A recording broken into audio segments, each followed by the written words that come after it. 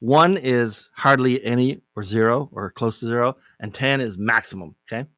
On scale Yep. of 1 to 10, when you, we'll just use you as an example. We don't have to say like any fractional or interim CMO. We'll just say Okay. like when you show up, right? Yep. How nervous should the marketing team be, and how nervous are they actually? 10 is maximum nervous they should be, or they are, even though they shouldn't be. So how nervous should they, and how nervous are they?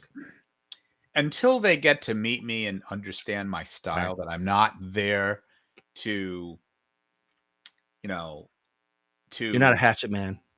I'm not a hatchet man. I'm there to help. I'm there to, contribute what I know, models and frameworks that I have access to, the experience that I have.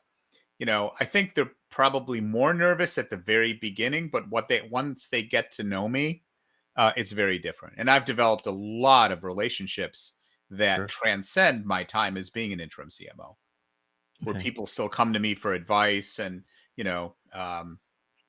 and I love that. I love coaching and mentoring folks. So I think at the beginning they're more nervous because it's the unknown, especially if they haven't had an interim CMO before.